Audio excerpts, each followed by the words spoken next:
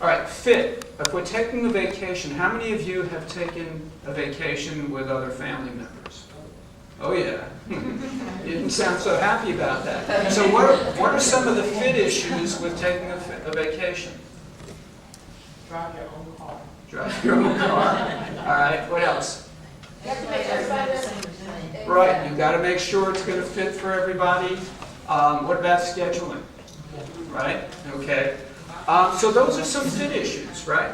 Making sure that it works. And you also have to think about fit issues back at work. Not everybody can take off, in the office at the same time. You've got to do that kind of stuff. The next one is capacity. Do you have the capacity to do that well? So an example I like to use has to do with hiking. And what's the tallest mountain in South Carolina? Who knows? Sassafras. How tall is it? Anybody know? 28. I think it's about 3,300 feet, okay? So I've climbed Table Rock, which is not quite as high, but it's up there. And if I'm going to Colorado and somebody says, oh, you like to climb mountains, let's go to Pikes Peak, right? And I have to ask myself the question, do I have the capacity to do that well? And the answer, of course, is no. I would have to train to make sure I do it well. And it's the same kind of idea with some of these programs, is to really do that program well, you've got to make sure you have the capacity to do it well.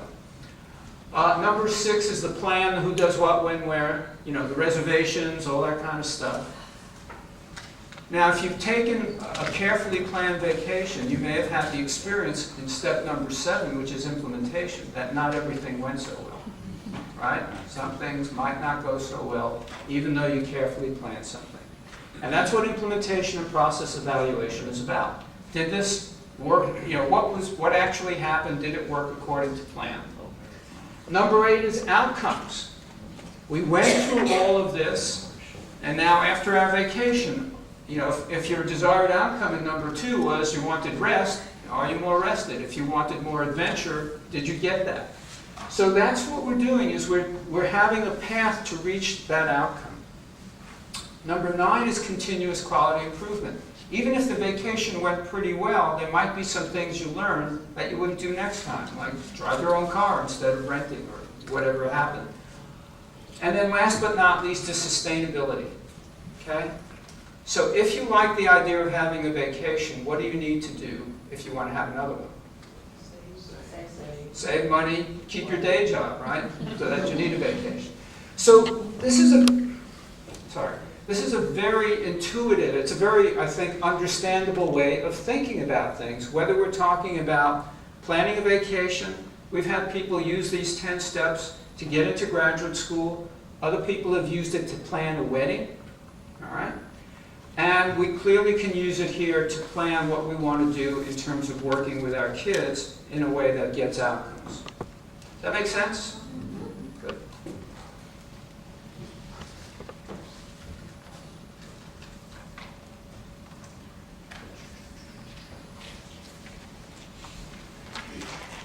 So one of the things we want you to know about this getting to outcomes stuff, these 10 steps is what getting to outcomes is about. Asking and answering those 10 questions is what getting to outcomes is about. And because we keep talking about evidence-based programs, people have asked, well, is there an evidence base for getting to outcomes? And the answer is yes. And I'll just briefly tell you that there was a study funded by the Centers for Disease Control and Prevention, working with coalitions, one of which was in South Carolina, one of which was in California.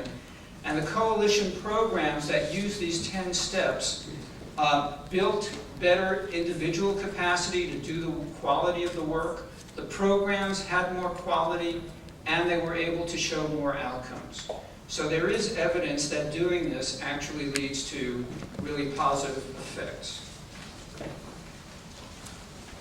Now, one of the things that we want you to know is when we do getting to outcomes, we try to provide support so that you can do it well. And Taylor can talk a little bit about the kinds of support that will be given to you, and I'll turn that over to her in a moment. But let me tell you that we have a logic model that we like to use when we do get into outcomes. How many of you use logic models? Raise your hands. Okay.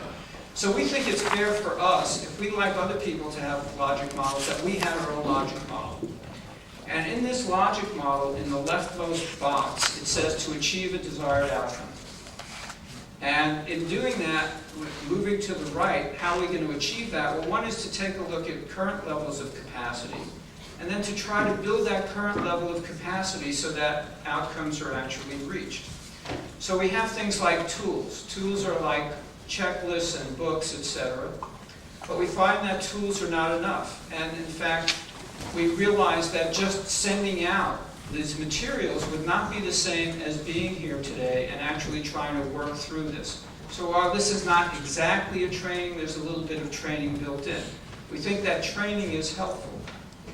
But a lot of you, many of you, all of you, come from different places from each other. So no matter how good today's training is, each of you have different needs and different situations that you're working with and different kinds of organizations.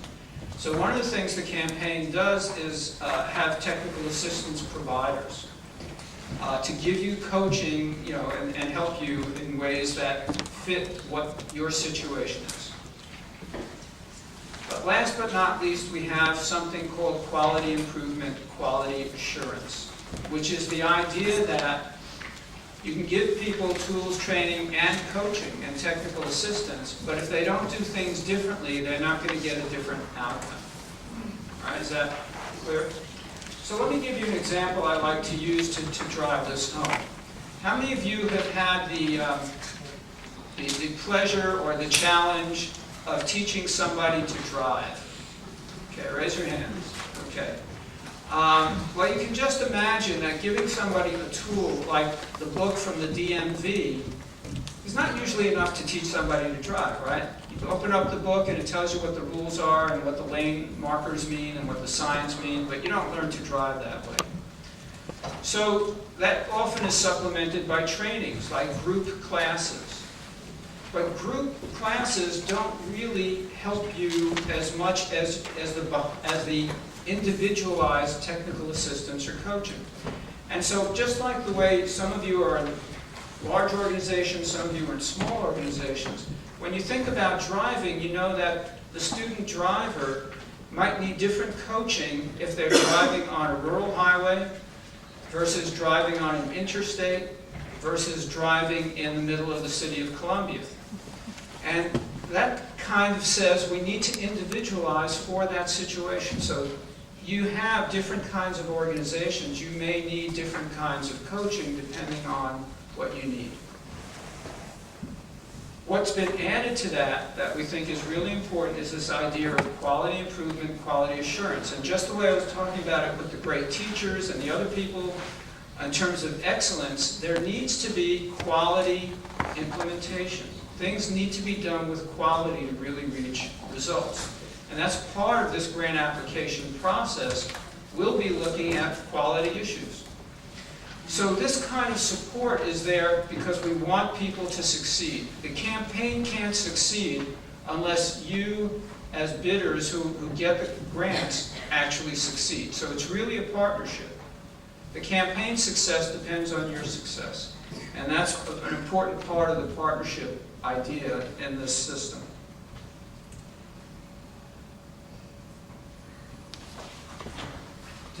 Taylor, did you want to say anything about this?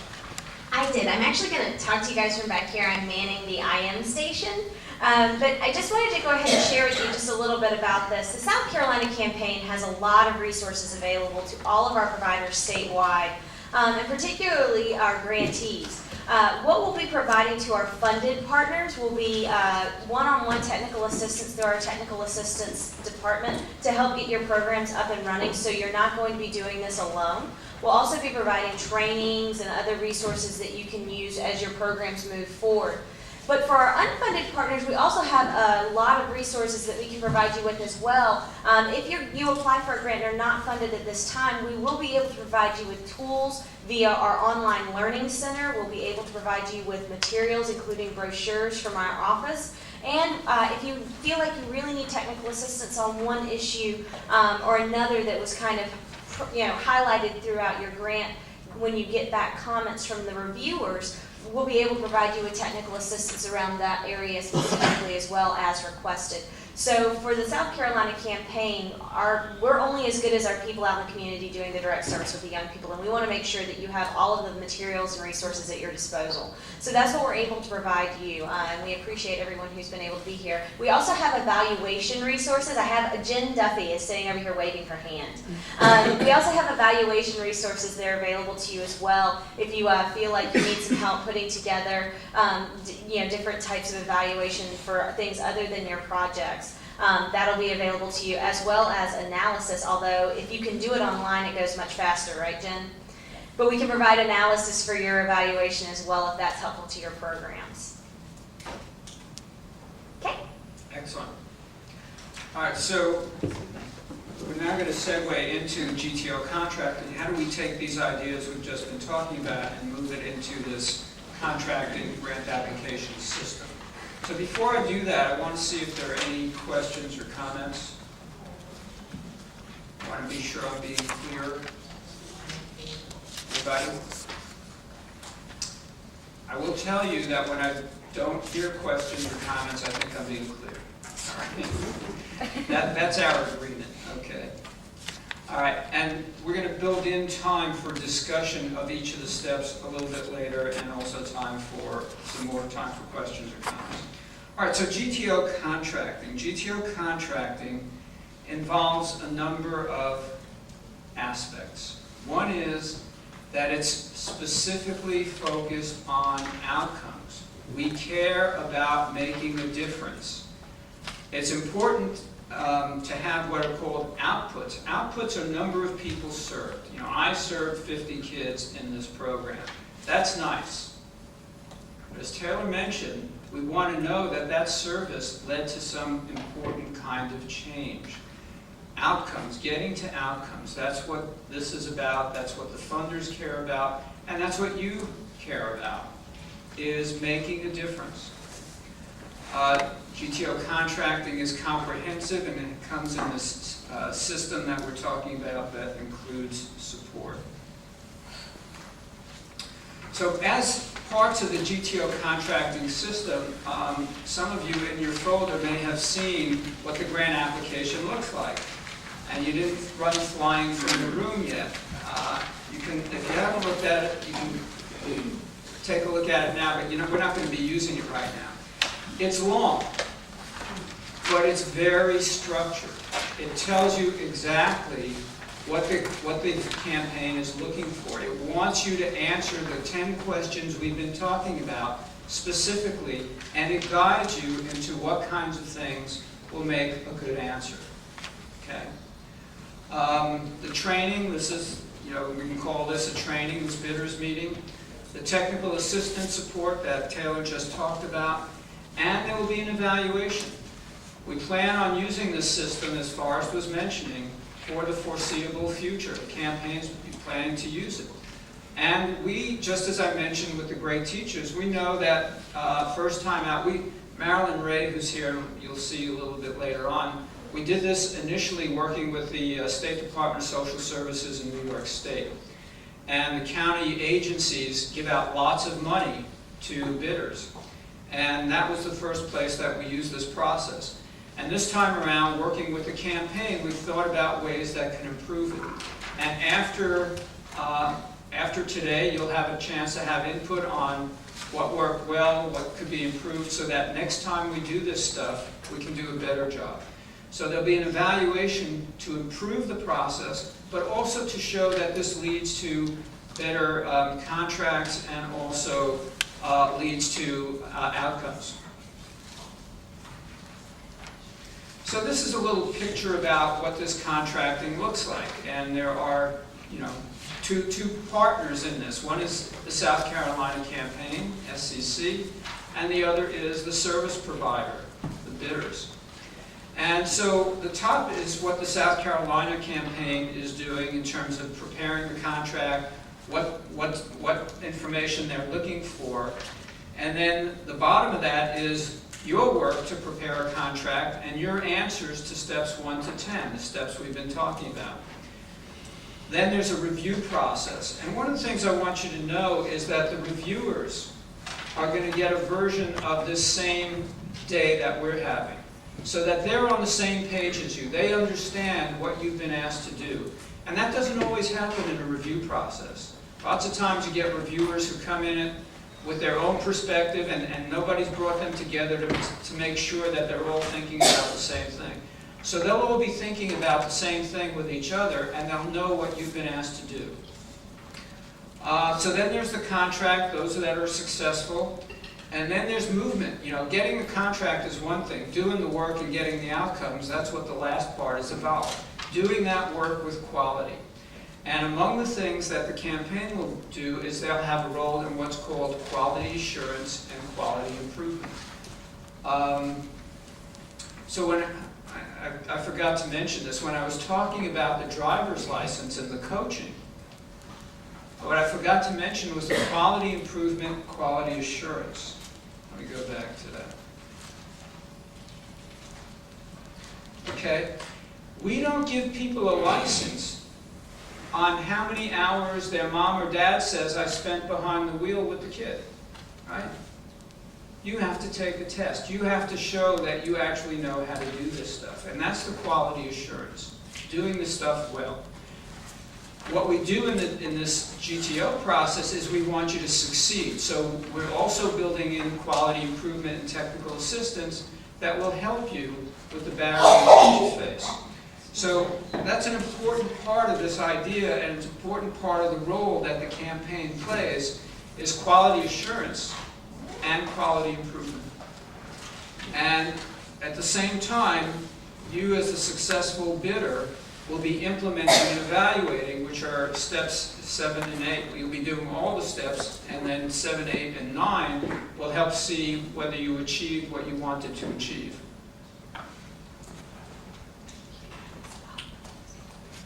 Oh, it's animating.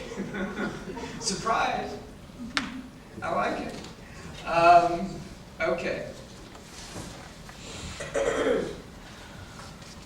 So, again, there's a structured contract application form that each of you have, and what we're going to be doing the rest of the day is showing you how to fill it out, including an example of what it would be like if Marilyn and I were applying. Okay? So you'll see what it looks like to actually fill out this contract application, this grant application. This falls under what's called, in some circles, performance-based contracts. Okay? How many of you have heard that term, performance-based contracts? And that's scaring people.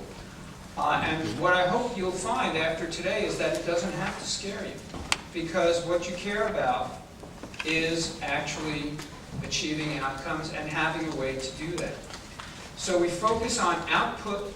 We don't focus on outputs alone. We also focus on outcomes. Okay? Outputs are measures of service. How many kids did we serve with this program? Outcomes are the changes that the kids have achieved as a result of being in the program. In some circles, these performance-based contracts have been tied to payments, sometimes as bonuses, sometimes as reductions if people aren't doing what they said they would do in the contract. So these are general terms about performance-based contracts. The way the campaign's going to do it, you'll be hearing about today. But that's what this is all about. So let's take a few moments and see if there are questions or comments. And after the break, what we're going to do is start going over that template, that grant application form, step by step, showing you what's in there and how you can fill it out with an example of applying for a program. So that's what's in store. So questions or comments? With the outcomes, I've used indicators at several intervals, whether it's 90 days, 6 months, or a year. Is that something that is going to be put in place in this logic model?